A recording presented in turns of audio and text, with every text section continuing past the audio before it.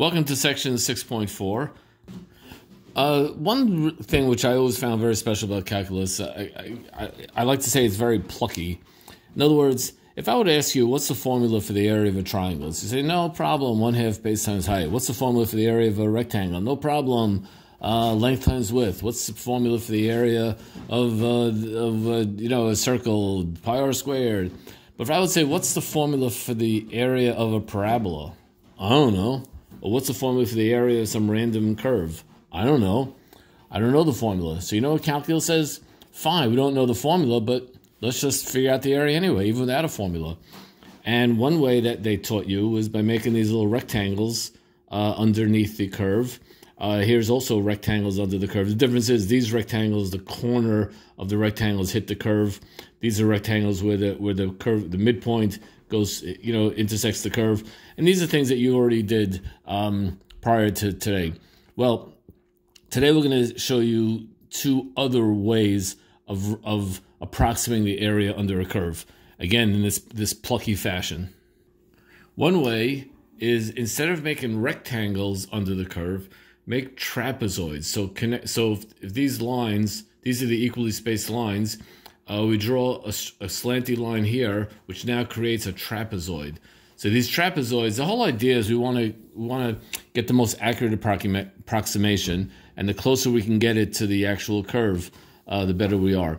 So what we do here is, instead of trying to go over or under or through a midpoint, we just draw a straight line here, a slanty. It's a slanted line, but it creates a trapezoid, and that gives us a trapezoid rule.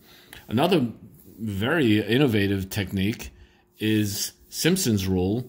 And what Simpson did, again, I did a horrible job of drawing this.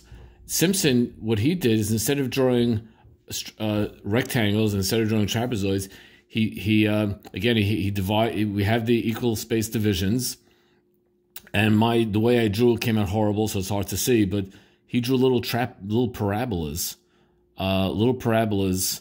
which will approximate the curve. And if you find the area of these sections with the little parabola tops, that'll give you. He added those up to get an approximation.